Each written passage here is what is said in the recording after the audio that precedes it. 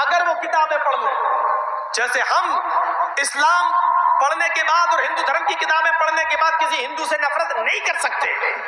کیونکہ ہمارا قرآن کہتا ہے ایک منشیہ کو، ایک نفس کو اگر کسی نے قتل کر دیا تو وہ پوری دنیا کا قاتل ہے۔ من قتل نفسا بغیر نفس او فساد فکأنما قتل الناس جميعا، جس نے دنیا میں کسی ایک منشیہ کو، چاہے وہ ہندو ہو یا مسلمان، سکھ ہو یا عیسائی، کسی بھی دھرم کا، کسی بھی ذاتی کا، کسی بھی مذہب کا ماننے والا ہو، اگر آپ نے کسی کو قتل کر دیا تو ایک انسان کو قتل نہیں کیا، پوری دنیا کی انسانیت کو قتل کر دیا، پورے وشو کی انسانیت کو مار ڈالا، پورے مانوتا کا، پوری انسانیت کے آپ قاتل ہیں، ایک کو نہیں مارا ہے آپ نے۔ قرآن ساری دنیا کے انسانوں کو ایک پریوار سے دیکھتا ہے، ایک خاندان سے تشبیہ دیتا ہے، یا ایھا الناس انا خلقناکم من ذکر و انثی وجعلناکم شعوبا وقبائل لتعارفوا، ہے ساری دنیا کے انسانوں تم آپس میں بھائی بھائی ہو، اس لیے کہ تمہارا باپ ایک ہے، تمہاری ماں ایک ہے، تم ایک باپ آدم سے اور ایک ماں حوا سے پیدا کیے گئے ہو، جب تمہارا باپ ایک، تمہاری ماں ایک، تو تم سب آپس میں بھائی بھائی ہو، خاندان تمہارا ایک ہے، تم ایک پریوار کی طرح ہو، تم ایک خاندان کی برانچ، ایک پیڑ کی شاخائیں ہو۔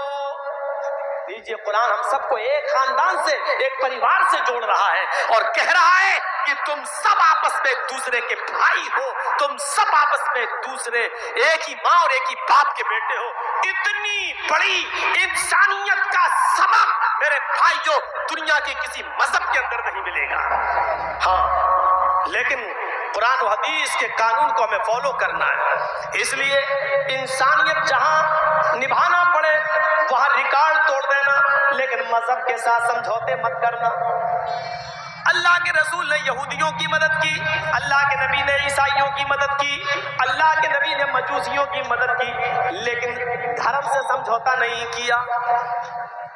اگر کسی ہندو بھائی کو بلڈ کی ضرورت ہے اور بلڈ نہیں مل رہا ہے اور اس کا گروپ آپ کے بلڈ گروپ سے میچ کھا رہا ہے اور آپ کے ایک بوتل بلڈ دینے سے اس کی جان بچ رہی ہے، تو اسلام یہ کہتا ہے کہ اس وقت آپ روزہ توڑ دو۔ اگر روزے کی حالت میں بھی ہو تو آپ روزہ توڑ دو اور روزہ توڑ کر بلڈ دے دو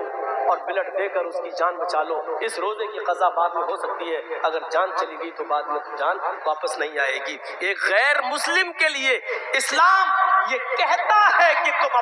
اپنا روزہ توڑ کر بلڈ دے کر اس کی جان بچا لو، روزے کی قضا بعد میں کر لینا۔ انسانیت نبھائی تو اتنی، لیکن یہ بھی نہیں کہا کہ تم ان کے مندروں میں جا کر سجدہ کرو۔ اللہ کے نبی نے کہا، قرآن کی آیت نازل ہوئی جب کافروں نے کہا کہ 6 مہینے آپ ہمارے معبود کی عبادت کر لیں، ہمارے خدا، اور 6 مہینے ہم آپ کے معبود کی، آپ کے رب کی عبادت کر لیتے ہیں، تو اللہ کے نبی نے صاف کہہ دیا لکم دینکم ولی دین، یہ نہیں ہوگا۔ انسانیت ہم نبھائیں گے لیکن دین کے ساتھ سمجھوتا نہیں کریں گے، تمہارے لیے تمہارا دین اور ہمارے لیے ہمارا دین، یہ سمجھوتا نہیں کر سکتے ہم۔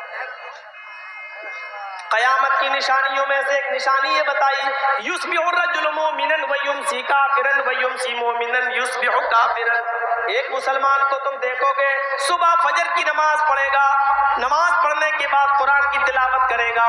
مسکینوں کو غریبوں کو کھانا کھلائے گا، صبح سویرے اٹھے گا تو وہ مومن ہوگا، لیکن شام کا سورج ڈوبنے سے پہلے وہ کافر ہو جائے گا۔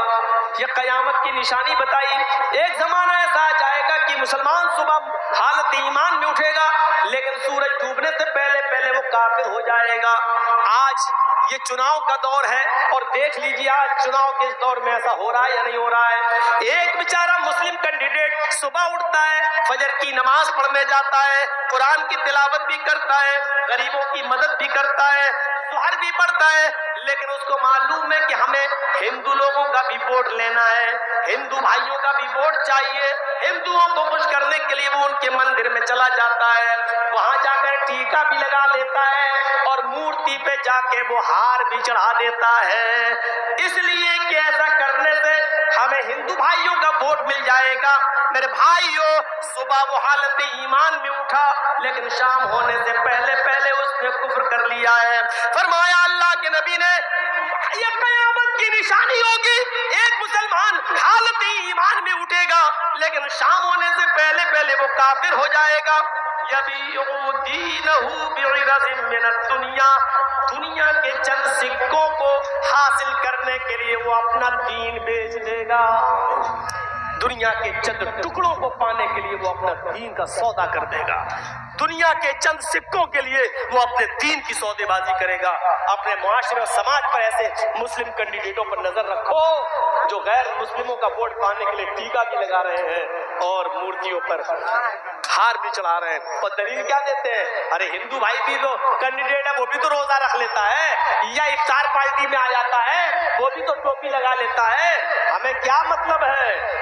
ہمیں اس سے کیا مطلب ہے وہ کیا کر رہا ہے؟ لیکن آپ کی شریعت آپ کو اجازت نہیں دیتی ہے کہ آپ مندر میں جا کر ٹیکا لگائیں۔ ٹیکا لگانا یہ مشابہت ہے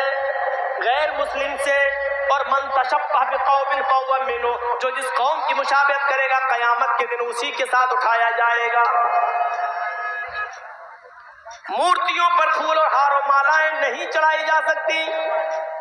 اگر آپ نے مندر میں کسی مورتی پر پھول اور مالائیں چڑھا دی تو معاف کیجئے گا بہت سے لوگ دلیل دے دیں گے جب آپ کا نیتا مورتیوں پر پھول اور ہار مالا چڑھا دیتا ہے تو ہم نے قبروں پہ اگر پھول چڑھا دیے تو کون سا جرم کیا ہے؟ ہم نے یہاں چادر چڑھا دی تو کون سا جرم کیا ہے؟ میرے بھائیوں، کسی بھی پتھر پر پھول اور مالا نہیں چڑھایا جا سکتا ہے، اس کے سامنے ہاتھ جوڑ کے کھڑا نہیں ہویا جا سکتا ہے۔ اگر شریعت نے کسی پتھر کو چومنے کی اجازت دی ہے تو وہ صرف حجر اسود ہے جو خانہ کعبہ میں لگا ہوا ہے، صرف اس پتھر کو چومنے کی اجازت دی ہے۔ اگر آسانی کے ساتھ وہاں جا سکتے ہو اور اس کو چھو سکتے ہو تو چھو لو، اور چوم سکتے ہو تو اس کو بوسہ دے دو، لیکن اگر یہ آسان نہ ہو، بھیڑ بہت زیادہ ہو تو ہاتھ کا اشارہ کر لو، بس اتنا کافی ہے اور آپ کو ثواب مل جائے گا۔ دل میں نیت کرو اگر بھیڑ نہ ہوتی تو میں ضرور چومتا، لیکن میں نہیں چوم پاؤں گا کیونکہ بھیڑ بہت زیادہ ہے۔ دائنا ہاتھ اٹھا کر اشارہ کر دیجئے اور اپنا چکر لگانا شروع کر دیجئے۔ اس پتھر کو ہی چوما جا سکتا ہے اور اس کا بوسہ لیا جا سکتا ہے، اس کے علاوہ کسی پتھر کو نہیں چوما جا سکتا۔ لیکن حضرت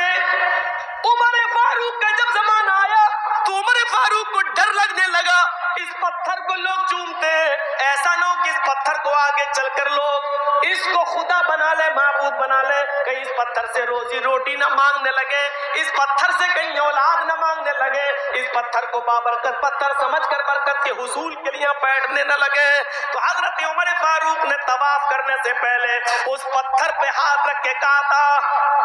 اے پتھر انک حجر لا تنفع ولا تضر، اے پتھر تو صرف ایک پتھر ہے، اے حجر اسود تو صرف ایک پتھر ہے، تو کسی کو نفع نہیں پہنچا سکتا، تو کسی کو نقصان نہیں پہنچا سکتا،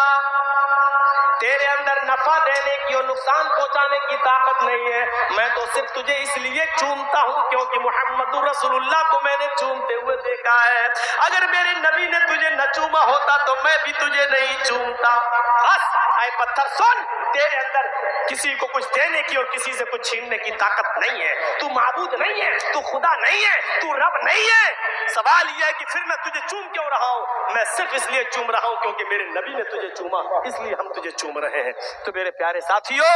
یہ کہہ کر لوگوں کو بتا دیا کہ پتھر پتھر ہے، یہ رب نہیں ہے، یہ معبود نہیں ہے، یہاں چادر نہیں چڑھائی جائے گی، یہاں ہاتھ جوڑ کر کھڑا نہیں ہوا جائے گا، اس پتھر سے کسی قسم کی برکت کی امید مت رکھنا، بس ایک سنت ہے اس کو چومنا، ایک پتھر چھونا اور بوسہ لینا سنت ہے۔ میرے پیارے ساتھیوں،